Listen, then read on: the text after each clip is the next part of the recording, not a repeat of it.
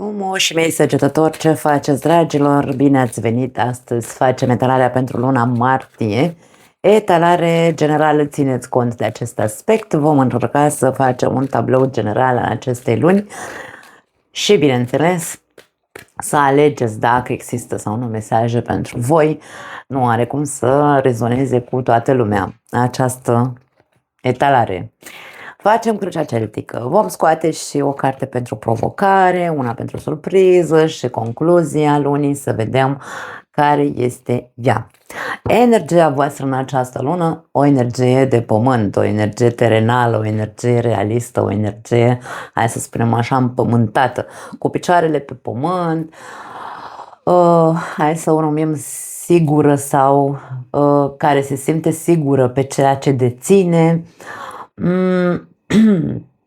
Poate că alții dintre voi sunteți pe construcție, vreți să construiți sau vreți să nu știu, să păstrați ceva ce aveți deja, da? Să păstrați o anume stabilitate și siguranță în viața voastră. Poate fi un soi de energie de, nu aș spune neapărat calmitate, ci o energie de confort. Mă simt bine în momentul ăsta al vieții mele, nu știu eu, așa un soi de încredere.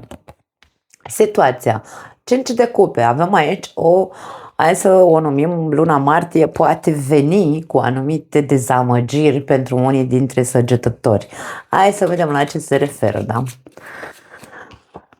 Regina de spade.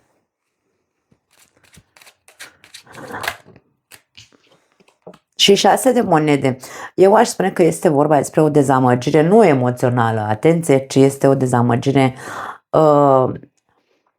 poate, nu știu, mentală. E ca și cum ceva mă dezamăgește, ceva ce eu, nu știu, poate speram să rezolv și nu am rezolvat sau nu reușesc să rezolv în această lună. De ce vorbesc despre rezolvare? Pentru că, da, văd că nu se văd bine toate cărțile, dar nu prea am ce să fac, dragii mei, atâta e cadru. Pentru că ceva nu, hai să spunem așa, dezamăgirea va exista pentru că aici nu există un soi de corectitudine. Acum, indiferent că te vei simți dezamăgit în această lună, că rezultatele nu vor fi satisfăcătoare pentru tine, hai să spunem că poziția ta este una realistă. Inclusiv din ce văd în energia ta, inclusiv din ce văd din atitudinea ta, este una realistă și spui ok, sunt dezamăgită sau m-a dezamăgit această situație, această persoană, acest eveniment, însă capul sus că voi rezolva situația. Asta e. E doar hai să zicem, un hop, poate, pentru unii dintre voi. Atitudinea ta mi se pare interesantă, aș spune, și mi se pare ok. Încasezi bine dezamăgirea, vreau să zic. În mintea ta conștientă avem luna.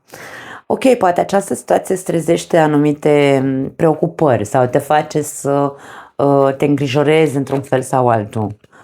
Hai să vedem, poate găsim amănunte mai multe despre ce e vorba aici. 9 de monede. Poate avea legătură cu propria ta persoană. Și 3 de monede. Pentru unii dintre voi poate fi legat de locul de muncă. Acum, ori este vorba despre un eșec. Un eșec la locul de muncă, ori nu ți se dă cât ți s-a promis, ori nu te simți, hai să spunem așa, tratat cum ar trebui sau cum meriți, pentru că aici este vorba despre corectitudine, da? Eu aici sunt generos, să zicem, că e la muncă nu contează. Eu sunt generos în general, săgetătorul este generos în exces de multe ori, însă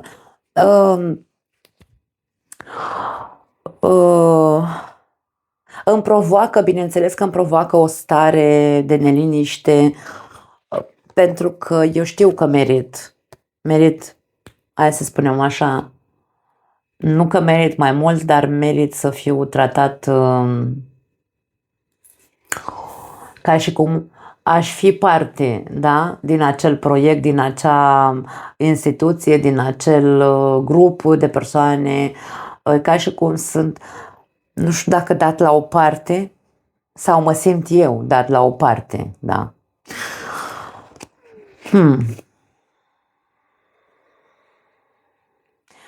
Inclusiv dacă ar fi să, hai să spunem așa, să existe frici, pentru unii dintre voi poate fi. Situația dezamăgește atât de tare încât îți provoacă foarte multă instabilitate mentală, o frică foarte multă și spui ok, eu acum ce fac?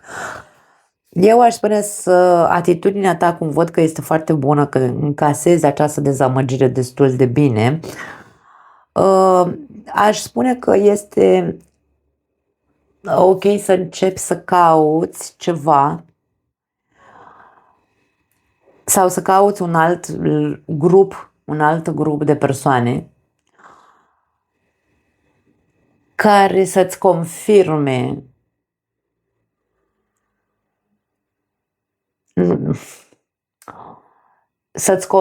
că ceea ce tu știi despre tine este adevărat, adică ești o persoană, hai să zicem, care meriți mai mult decât cum ești tratat aici, cumva. Caută, dacă e vorba despre job, atenție, încearcă să cauți ceva, nu știu, poate nu știu dacă neapărat pe cont propriu. Nu știu, inspiră-te, caută inspirație în altă parte. Ascultă-ți intuiția, pentru că intuiția ta cumva îți vorbește și îți spune, băi, du-te și vorbește cu persoanele astea, du-te intră într-o colaborare cu XY, tu știi, pentru că aici e vorba despre o intuiție care încearcă să te ghideze.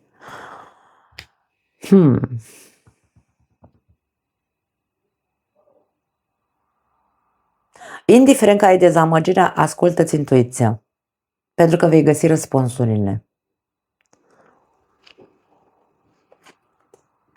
În subconștient aveam Gemeni, era să zic, da, e cartea Gemenilor.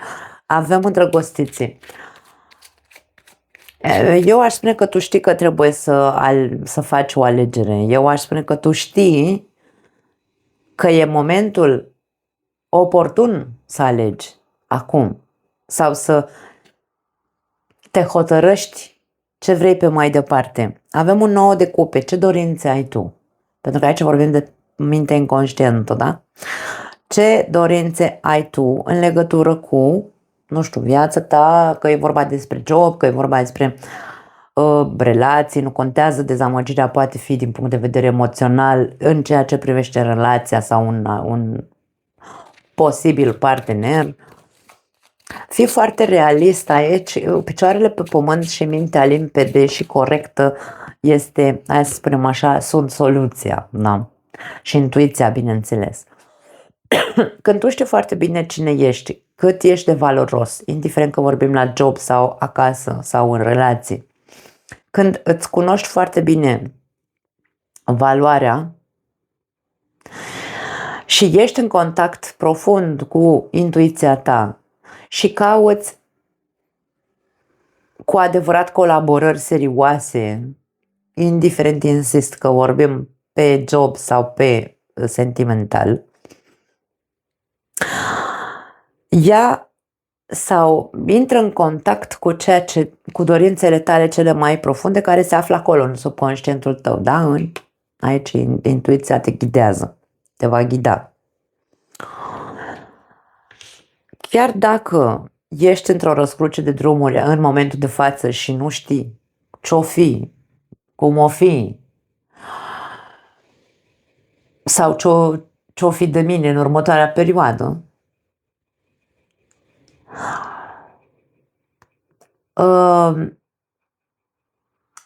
aici avem o secvență, știți că mi-e place să mă uit mereu la secvențe, da? Aici avem 9 de cupe și 8 de cupe după, e ca și cum scădere, da? Nu este un plus aici, este un minus.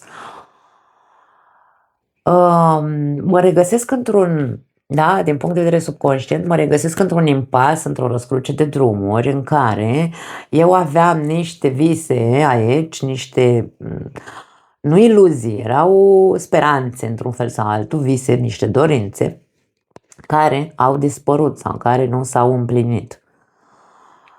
Ok. Mie vine să spun, dă-ți voie să stai cu această răscruce de drumuri, cu acest impas, tratează-l cu claritate, fii foarte realist în momentul de față.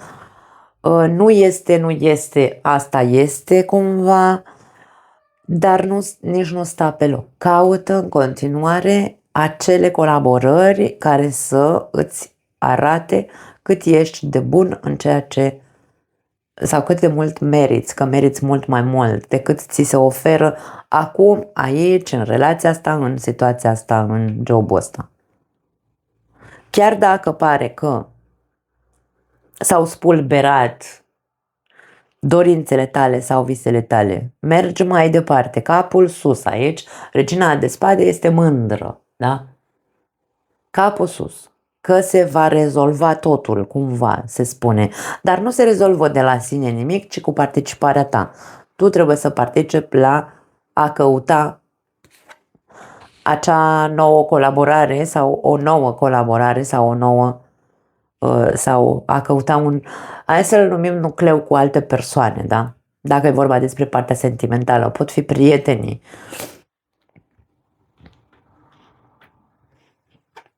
În trecut avem moartea. Au existat schimbări în ultima perioadă în viața unora dintre voi. Schimbările au fost, nu știu dacă neapărat bruște, ci au fost radicale, da? 9 de spade, schimbări care te-au îngrijorat foarte tare, te-au pus pe gânduri, dar are relevanță pentru unii dintre voi cu banii, poate cu jobul. Da, ți s-a dat viața peste cap, probabil. Dacă ținem, să spunem, și această variantă cu dezamăgirea emoțională, schimbările în ultima perioadă din punct de vedere emoțional au fost bruște, nu au fost radicale în viața ta, poate că ai pierdut o relație sau, mă rog, ai ieșit dintr-o relație, ceva a murit în relație, totul a fost cumva dezamăgitor în ultima perioadă, ai pierdut o certă stabilitate, ai pierdut o certă siguranță. Și aici vedem foarte multă tristețe, da? Pentru cei care aveți această dezamăgire, poate nu este neapărat o dezamăgire, se simte ca un eșec, ca și cum am pierdut și relația asta sau m-a dezamăgit profund și persoana asta și de multe ori tindem să devenim reci și să nu fim, hai să spunem așa, să nu vedem într-un fel sau altul că poate a fost o binecuvântare mai repede pentru noi, o să o vedem peste ani de zile, probabil, faptul că am fost dezamăgită de această persoană, da? Faptul că mi-am pierdut această chipurile siguranță pe care mi-o oferea persoana asta. Frica, da, poate fi frica de eșec, frica de iar mi s-a întâmplat același lucru, când credeam și eu că totul o să meargă spre bine cu persoana asta m-a părăsit sau a plecat și așa mai departe, acum mă regăsesc într-o răscruce de drumuri și nu prea știu ce să fac, dar aici ca și cum nu uita de fapt că tu ești valoros, da? Despre asta e vorba aici.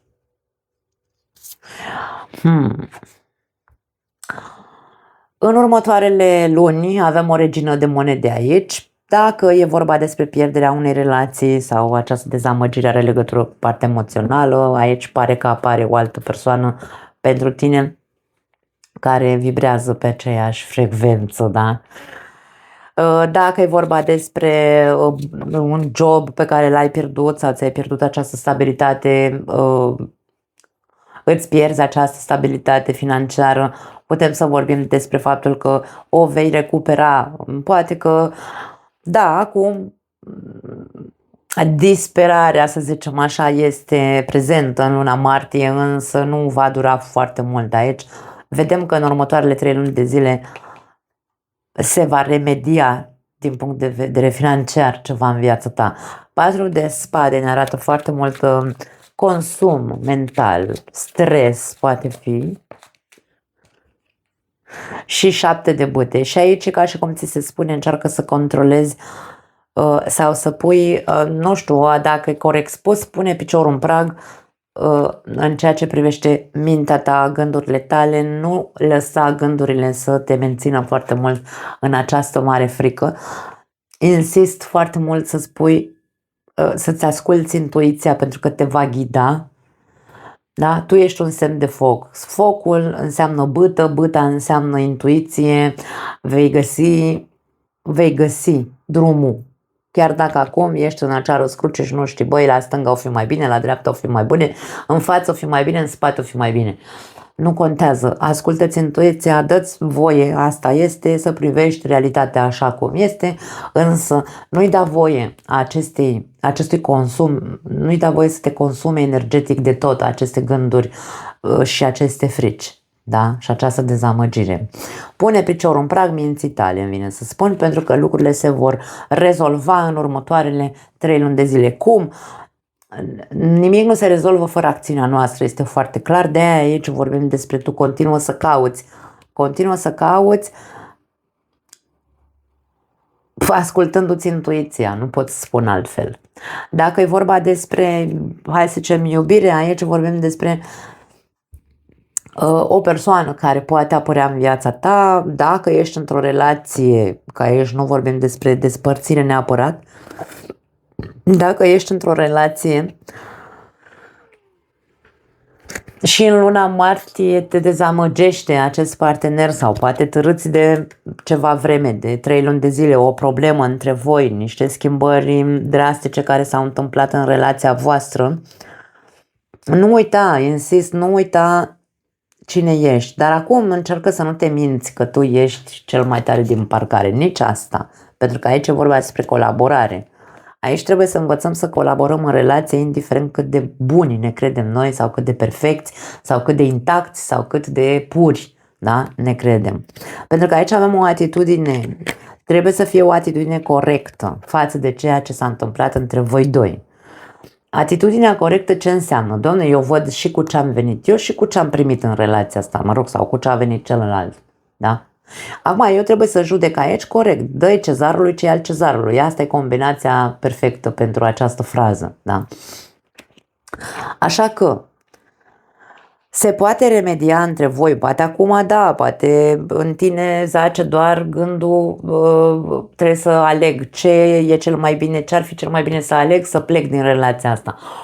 Poate unii dintre voi, într-adevăr, asta credeți, că cel mai bine e să părăsiți relația. Eu aș spune aici să încercați să mai, hai să spunem, nu să mai dați o șansă, atenție, pentru că depinde, bineînțeles, și de circunstanțe. Acum, dacă s-a întâmplat cine știe ce dezastru sau așa în relația voastră, eu nu am cum să-mi dau cu părerea, Doamne, stai acolo lângă persoana asta, dacă nu văd toxicitate aici, văd, nu știu, poate sunt anumite secrete care au și la lumină sau care le-ai aflat tu, ai aflat ceva că ți-a ascuns, că, nu știu, eu nu spun stai lângă persoana asta care te-a mințit de cine știe cât timp, care a făcut, nu știu, numai prostii, care, ce știu eu, da?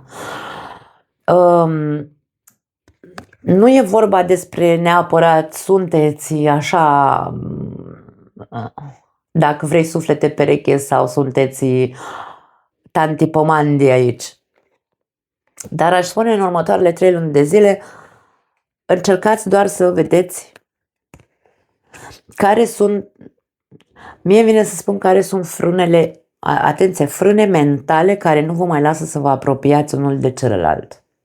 Pentru că aici există o răceală, regina de spade ne arată răceală și distanțare emoțională, da? Unul de celălalt. Încercați în următoarele 3 luni de zile să evaluați acest lucru.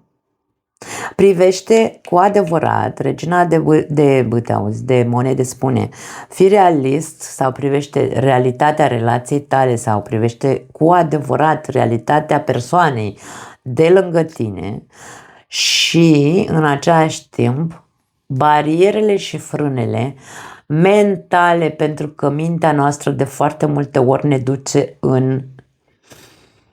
ne duce pe cărări. Insist, nu vorbesc despre persoanele care într-adevăr au o relație cu cineva toxic sau cu cineva care minte sau nu e pentru voi, îmi pare rău. Dacă e cazul vostru,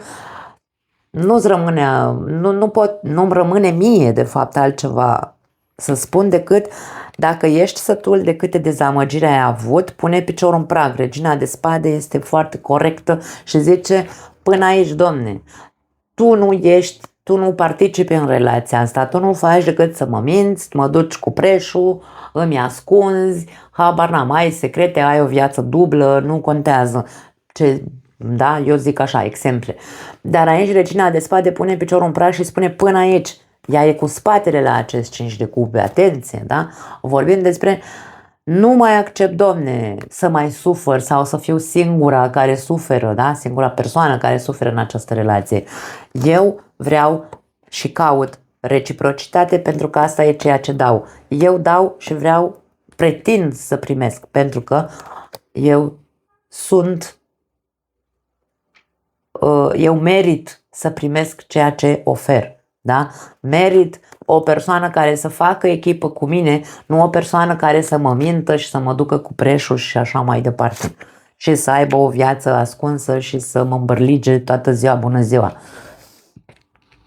În cazul vostru, aici nu vă rămâne altceva decât să nu mai stați hai să zicem, în următoarele 3 luni de zile, realitatea este aia care este și nu-mi rămâne altceva decât să-mi depășesc acest gândit că stau și mă consum și zic ce să fac, ce decizie să iau. Intuiția mea îmi spune că știu, domne, că merit să fiu iubit și știu că cel mai bine pentru mine, cel mai sănătos emoțional pentru mine e să plec din relația asta, da? Dar, bineînțeles că mintea noastră de foarte multe ori își consumă energia spunându-ne alte povești, spunându-ne hai, lasă că e doar un hop, hai că poate trecem și peste asta, hai că poate bla bla bla și aici mama răniților stau până când nu mai sunt, până când mă consum în totalitate în relația asta. Pentru voi, pentru cei din această variantă, ultimă variantă, este despre, ok, tu poți în continuare să fii mama răniților, că aici poate avem implicate și regii ăștia doi sunt ăia care sunt părinți, da? Poate există și copii la mijloc, poate frica este foarte mare pentru că rămân singură, ce fac, mai ales în cazul femeilor, dar aici este despre, ok, poate să fie frica foarte mare, însă nici nu poți în continuare să stai acolo până când te pune pe tine la pat sau până când te vei îmbolnăvi. 4 de spade e o carte a bolii, da? Acum, ce să zic, ai 3 luni de zile la dispoziție să îi pui piciorul în prag minții tale care nu face decât să te consume și să te pună la pat crezând că poate hai mai trec cu vederea și de data asta și dezamăgirea asta și așa mai departe. Aici pune tu piciorul în prag pentru că mai ales aici foarte important semnalul ăsta, dacă vedeți că voi sunteți cei care sunteți puși la pământ și sănătatea dă semne de probleme, aici e foarte clar că tu trebuie să pui piciorul în prag, să știi să pui o limită și să zici stop joc. Pentru ceilalți aș spune că în următoarele 3 luni de zile încercați să vedeți dacă relația nu e atât de complicată și de toxică, încercați să vedeți ce din atitudinea fiecăruia dintre voi, dintre frânele voastre mentale, nu vă lasă să aveți o relație sănătoasă și coerentă. Da? De ce există atât de multă suferință? Ce s-a întâmplat în trecutul ăsta care încă este prezent, da, în mintea ta? Care a fost marea schimbare? De unde a început totul? Când a început totul? Care a fost marea dezamăgire? Nu e vorba de asta cu sabia în mână și a reproșa, ci a încerca să remediem luând-o cu începutul, îmi vine să spun. Intrând pe terenul sau pe tărâmul când a început consumul meu în această relație sau ce a început să mă consume și eu am ținut în mine, pentru că luna este acel sentiment de reprimare a emoțiilor sau a gândurilor în care am încercat să dau imaginea că sunt bine, însă pe dinăuntru mă consuma foarte tare, da? Nu mai are rost să stai să faci pe... Poate că aici marea problemă a fost că dacă ești femeie ai făcut pe mamă în loc să faci pe parteneră de cuplu. Dar asta nu înseamnă că trebuie să te pună la pământ, asta înseamnă că trebuie să depășești, să schimbi această situație și să devii din nou femeie, nu mamă, pentru partenerul de viață.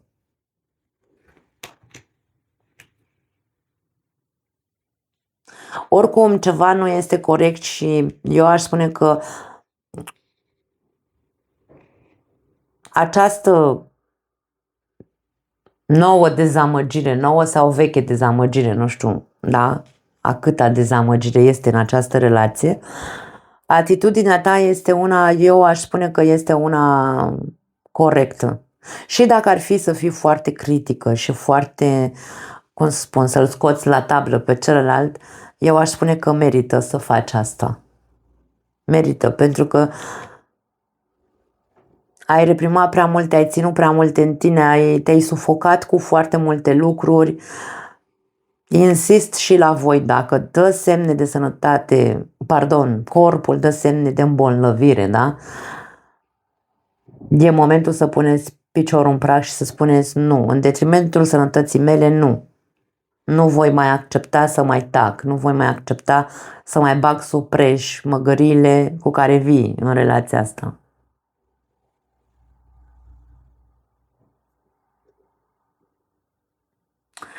Eu aș spune că sunt 3 luni de zile cel puțin de când ești foarte dezamăgită ca persoană de relația ta. Îți dă foarte mult bătăi de cap sau ți-a dat foarte multe bătăi de cap pentru că tu ai simțit cum relația moare și îți pierzi toată acea siguranță pe care tu pentru tine era importantă sau, nu știu, dacă era vorba despre importanță, era vorba despre cum am putut ajunge, când a murit relația, de ce? Când s-a schimbat atât de radical totul între noi? Pentru că eu credeam că relația e solidă, eu credeam că relația e pe picioare, eu credeam că relația e într-un fel sau altul. Și după aia m-am trezit în fața morții, da? A relației. Și putem să vorbim pentru unii dintre voi de o depresie. Poate unii dintre voi nici nu știți că sunteți în depresie. Și combinația asta ne poate arăta ne poate arăta o depresie profundă și emoțională și psihologică sau psihică pentru unii dintre voi. Nu mai știți cine sunteți, nu mai știți că meritați de fapt să fiți tratați, da, să fiți tratați cum trebuie să fiți tratați, cum meritați să fiți tratați, pentru că aici vorbim despre o echipă. Când suntem o echipă, suntem în cuplu, suntem parteneri. Și a dispărut și e ca și cum tu ești pierdut aici, ești pierdut în propria imagine a acelei persoane care erai, a acelei echipe care credeai că ești, da, lângă cine ești.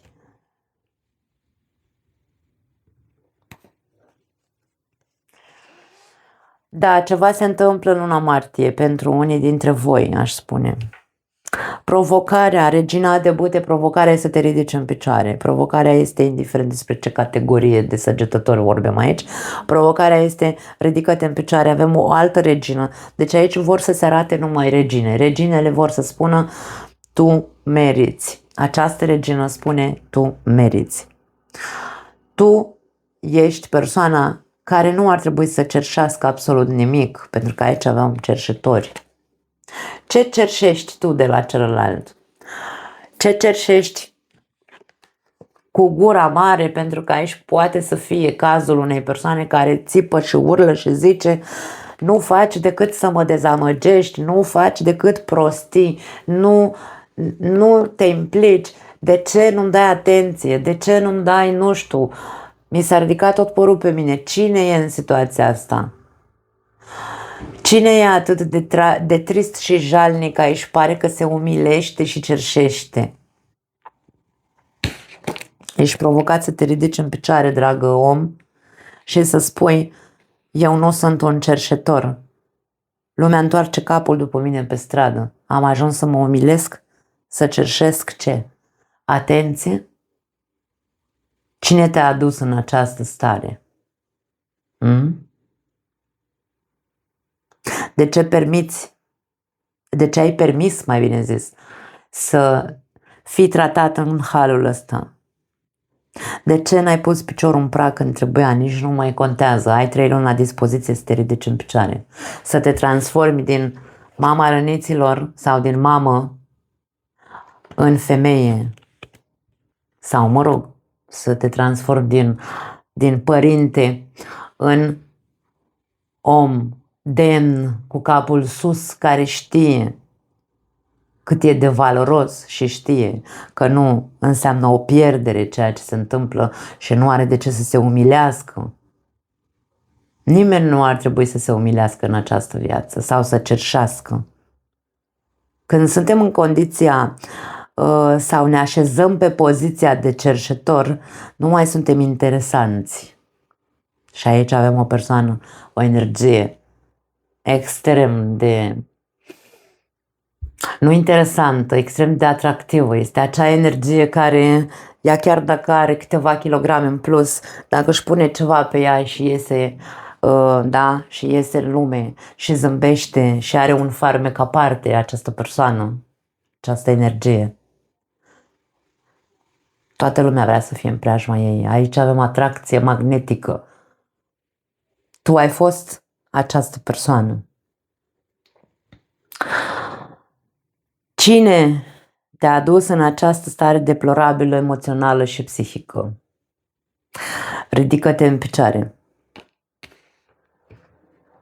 Buf! S-a întors. Ia uite, din nou 5 de cupe.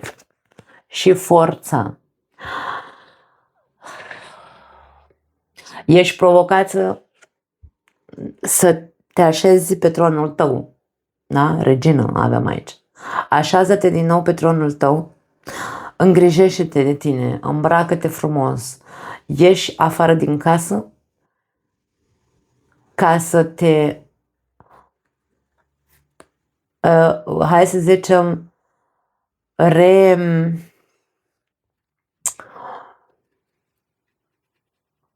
alimentezi, îmi vine să spun, de privirile celorlalți. Vei vedea cum vei primi sau cum vei, hai să spunem așa, vei atrage priviri care te vor face să te simți în sfârșit în merituozitate, habar n-am dacă e corect cuvântul ăsta. Aici e vorba despre a controla această nevoie de a cerși, să ți se spună că ești minunată, că ești frumoasă, că ești sexy, că ești...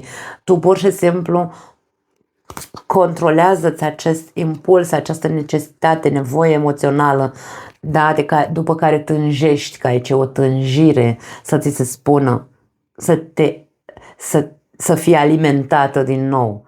Du-te singură, ești provocată, singură să faci acest lucru.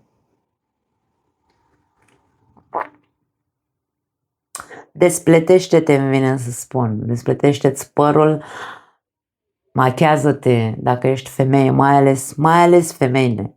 Machiați-vă, aranjați-vă, parfumați-vă, faceți-vă o baie de spumă, dați-vă niște, nu știu, faceți ceva pentru voi, să vă uitați în oglindă la voi și să ziceți cât sunt de frumoasă și de prețioasă și cel care mă are își bate joc de mine. Și promit aici, ca și cum mie vine să spun, fă-ți o promisiune cu tine, ești provocată să-ți faci o promisiune cu tine, să nu mai cerșești de la ăla care oricum nu te vede.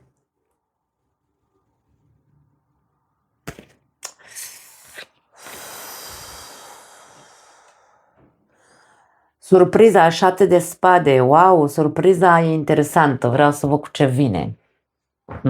Foarte tare, pentru că 7 de spade este cartea, hai să spunem, care ne arată un autosabotaj, cartea care ne arată o mască, cartea care ne arată o falsitate, nu știu, cineva care are ceva de ascuns. 6 de spade, vedem și aici un descens, nu, iar îmi amestec spaniola cu româna, un minus, să zicem așa, și un 2 de monede. Surpriza poate fi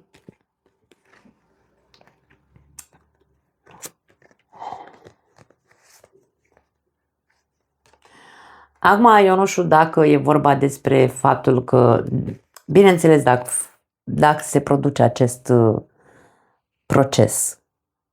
proces de a te autocontrola și a nu mai cerși și a te ocupa de tine și de a te vedea pe tine, să fii bine cu tine, cumva, da? Să apară din nou acel magnetism în interiorul tău, pentru că aici surpriză, ce să vezi, este posibil să descoperi sau să dai măștile sau, nu știu, acum, ori persoana care te tot duce aici cu zăhărelul și îți provoacă stările astea, are lucruri de ascuns și este la iveală în această perioadă, surpriză, eu ce să zic. Și asta te face să ce? Asta te face să iei decizia să pleci, poate pentru unii dintre voi. Pentru alții dintre voi este conștiința, pentru că aici avem un tranzit, este o tranziție, 6 de spade, da? De la agitație mă duc să caut ape mai limpezi, să mă liniștesc. Ești în tranzit în această perioadă, poate de acum, nu știu, în câteva luni de zile vei fi într-o perioadă de tranziție în care tu să te repui pe picioare, să înțelegi cât de mult meriți să fii tratată ca o regină, nu ca o cerșetoare. Și aici vorbim, sau ca un cerșetor, aici vorbim despre acea conștientizare într-un fel sau altul, da, că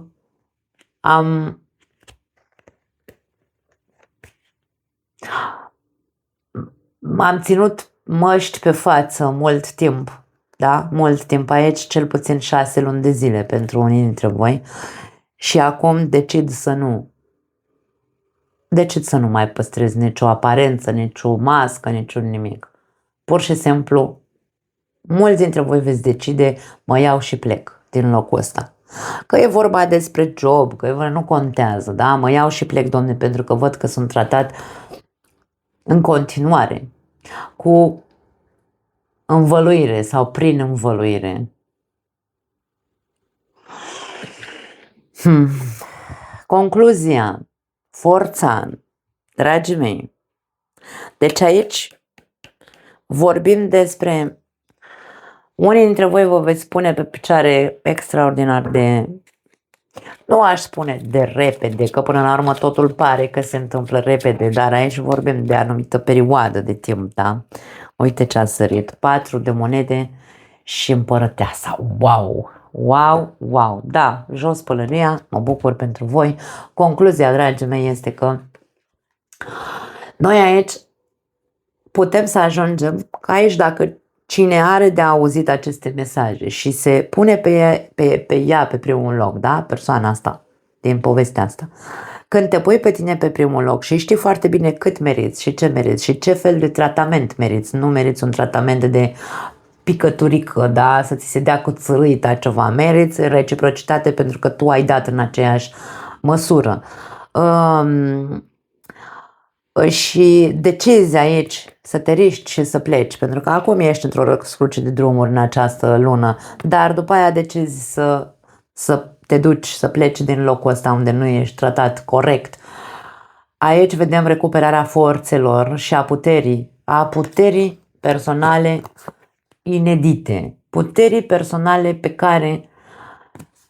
la care tu poate ai ținut cu dinții toată viața, dar ai căzut într-un soi de, nu știu dacă zonă de confort, dar zona de confort are legătură cu generozitatea. Ai fost mult prea generos, în exces ai fost generos. Împărăteasa este generoasă, este abundentă pe dinăuntru și dă din toată abundența ei. Dar uită să ceară. Uită să ceară reciprocitate și uită să pună limite, să-și închidă robinetul acelei generozități. Și aici vorbim despre această, nu știu, nu că m-am agățat, ci pur și simplu m-am obișnuit, că de-aia vorbim despre zona de confort. Am crezut că păstrez în viața mea tot ceea ce, păstrez în viața mea persoana asta dacă îi dau mai mult și mai mult și mai mult. Și se vede că nu, indiferent cât dai, aici este cumva un sac fără fund. Și vorbim despre recuperarea forței, puterii personale cu adevărat. Bineînțeles, ajungi și la concluzia că generozitatea nu... E ca și cum ajungi la concluzia că puterea personală nu are legătură cu generozitatea fără limite, ci are legătură cu generozitatea, hai să o numim zgârcită, să știm când și cine merită să aibă parte de generozitatea noastră, pentru că nu oricine merită în această viață ca noi să ne dăm în totalitate și să ajungem să întindem mâna, dă și mie puțin atenție, dă și mie puțin, nu știu, habar n-am, da? Valoare, valorează-mă, pentru că wow, nu mai am altceva. Văd o mare forță și recuperare în cei care acum, în luna martie, vor fi puși la pământ, la începutul lui iunie vor fi în picioare. E un proces complicat, e un proces în care putem, bineînțeles, să